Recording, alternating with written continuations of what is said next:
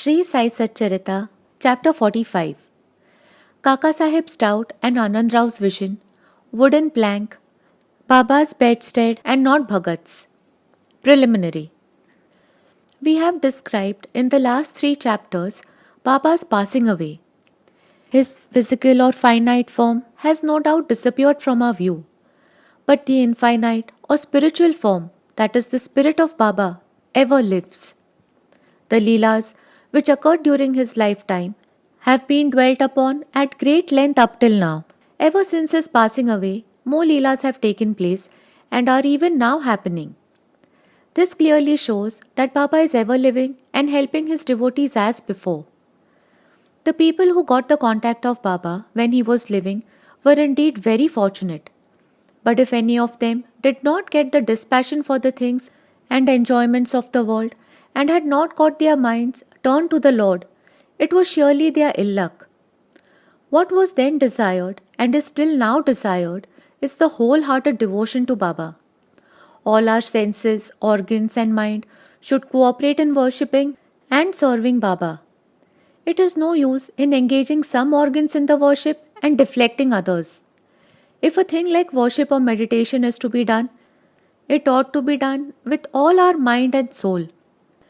The love that a chaste woman bears to her husband is sometimes compared to that which a disciple bears to his master, Guru. Yet the former falls far short of the latter, which is incomparable. No one, whether he be father, mother, brother, or any other relation, comes to our aid in attaining the goal of life, that is self-realization. We have to chalk out and traverse the path of self-realization ourselves. We have to discriminate between the unreal and the real, renounce the things and enjoyments of this world, and control our senses and mind, and aspire for liberation only. Instead of depending upon others, we should have full faith in ourselves.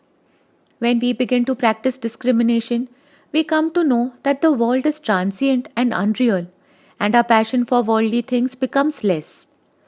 And ultimately, we get dispassion or non-attachment for them. When we know that the Brahman, which is no other than our Guru, is the sole reality, and it transcends and besets the seeming universe, we begin to worship it in all creatures. This is the unitive bhajan or worship. When we thus worship the Brahman or Guru wholeheartedly, we become one with him and attain self-realization. In short, always chanting the name of the Guru and meditating on him enables us to see him in all beings and confers eternal bliss on us. The following story will illustrate this. Kaka Sahib's doubt and Anand Rao's vision. It is well known that Sai Baba had enjoined Kaka Sahib Dikshit to read daily 2 works of Sri Eknath, 1 Bhagavad and 2 Bhavarth Ramayana. Kaka Sahib read these daily while Baba was living, and he also followed the practice even after Baba's passing away. Once in Kaka Mahajani's house in Chowpatty, Mumbai, Kaka Sahib was reading Eknathi Bhagvat in the morning. Madhav Rao Deshpande, alias Shama, and Kaka Mahajani were then present and listened attentively to the portion read, that is the 2nd chapter of the 11th skanda of the book. Therein the 9 Nathas or Siddhas of the Rishabh family, which are Kavi, Hari, Antariksh, Prabuddha, Pipalayan, Avirhotra, Drumil, Chamas and Karbhajan, expounded the principles of the Bhagavad Dharma to King Janak. The latter asked all the 9 Nathas most important questions, and each of them answered them satisfactorily.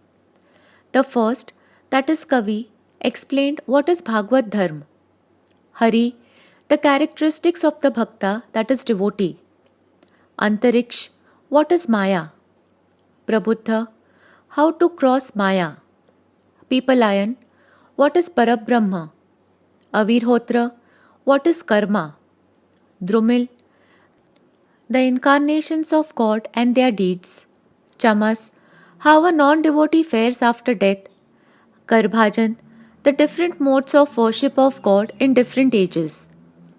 The substance of all the exposition was that in this Kali age, the only means of liberation was the remembrance of Hari's or Guru's feet. After the reading was over, Kaka Sahib said in a despondent tone to Madhav Rao and others, "How wonderful is the discourse of the 9 nathas on bhakti or devotion, but at the same time, how difficult it is to put it into practice. The nathas were perfect, but is it possible for fools like us to attain the devotion as delineated by them? We won't get it even after several births. Then how are we to get salvation? It seems that there is no hope for us." Madhav Rao did not like this pessimistic attitude of Kaka Sahib. He said, "It is a pity that one who by his good luck got such a jewel, Guru as Baba, should cry out so disparagingly. If he has unwavering faith in Baba, why should he feel restless? The bhakti of the Nathas may be strong and powerful, but is not ours loving and affectionate? And has not Baba told us authoritatively that remembering and chanting Hari's and Guru's name confers salvation?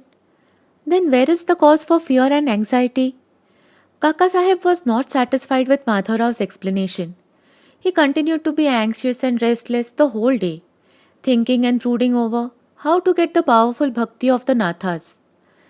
Next morning, the following miracle took place. One gentleman named Anandrao Phadke came there in search of Madhav Rao. The reading of the Bhagavad was then going on. Mr. Phadke sat next to Madhav Rao and was whispering something to him. He was mentioning in low tone his dream vision. As there was some interruption in the reading by this whispering, Kaka Sahib stopped the reading and asked Madhav Rao what the matter was. The latter said, "Yesterday you expressed your doubt. Now here is the explanation of it." Here Mr. Phadke's vision, explaining the characteristic of saving devotion and showing that the devotion in the form of bowing down to or worshipping of Guru's feet is sufficient. All were anxious to hear the vision, especially Kaka Sahib. At their suggestion, Mr. Phadke began to relate the vision as follows. "I was standing in a deep sea in waist-deep water. There I saw Sai Baba all of a sudden. He was sitting on a beautiful throne studded with diamonds, with his feet submerged in water. I was most pleased and satisfied with the form of Baba. The vision was so realistic that I never thought that it was a dream.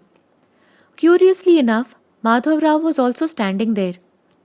He said to me feelingly, 'Anand Rao, fall at Baba's feet.' I rejoined, 'I also wish to do so, but his feet are in water. How can I place my head on them? I am helpless.' Hearing this, he said to Baba, 'O Deva, take out your feet which are under water.' Then Baba immediately took out his feet. I caught them without delay and bowed down to them. On seeing this, Baba blessed me, saying, 'Go now, you will attain your welfare. There is no cause for fear and anxiety.' He also added, 'Give a silk-bordered dhotar to my Shama, and you will benefit thereby.' In compliance with Baba's order, Mr. Phadke had brought the dhotar and requested Kaka Sahib to hand it over to Madhav Rao. But the latter refused to accept it, saying that unless Baba gave a hint or suggestion for acceptance, he would not accept it. Then after some discussion, Kaka Sahib decided to cast lots. It was the invariable practice of Kaka Sahib to cast lots in all the matters and to abide by the decision as given in the picked up chit in doubt. In this particular case, 2 chits, one on which was written to accept and on the other to reject, were placed at the feet of Baba's picture, and a child was asked to pick up one of them. The accept chit was picked up and the dhotar was accepted by Madhav Rao. In this way, both Anand Rao and Madhav Rao were satisfied, and Kaka Sahib's difficulty was solved. This story exhorts us to give respect to the words of other saints, but at the same time asks us to have full faith in our mother, that is the Guru, and abide by his instructions, for he knows our welfare better than any other person. Carve out in your heart the following words of Baba. There are innumerable saints in this world, but our Father, Guru, is the Father, real Guru. Others might say many good things, but we should never forget our Guru's words. In short, love your Guru wholeheartedly, surrender to him completely, and prostrate yourselves before him reverentially, and then you will see that there is no sea of mundane existence before you to cross. Wooden plank, Baba's bedstead and not Bhagat's. In his earlier days, Baba slept on a wooden plank, 4 arms in length and only a span in breadth, with puntis, earthen lamps, burning at its 4 corners. Later on, he broke the plank into pieces and threw it away, as per chapter 10. Once Baba was describing the greatness or importance of this plank to Kaka Sahib. On hearing this, the latter said to Baba, "If you still love the wooden plank, I will again suspend or hang up one in the masjid for you to sleep at ease." Baba replied, "I won't like to sleep up leaving Malsapati down on the ground." Then Kaka Sahib said, "I will provide another plank for Malsapati too." Baba said, "How can he sleep on the plank? It is not easy to sleep on the plank. He who can sleep with his eyes wide open can effect that. When I go to sleep, I often ask Malsapati to sit by my side, place his hand on my heart, and watch the chanting of the Lord's name there. And if he finds me sleepy, wake me up. He can't even do this. He himself gets drowsy and begins to nod his head. When I feel his hand heavy as a stone on my heart and cry out, 'Oh Bhagat,' he moves and he opens his eyes. How can he, who can't sit and sleep well on the ground, and whose asana, that is posture, is not steady, and who is slave to sleep, can sleep high up on a plank?" On many other occasions, Baba said out of love for his devotees, "What, whether good or bad, is ours, is with us, and what is others, is with them." Bow to Shri Sai. Peace be to all.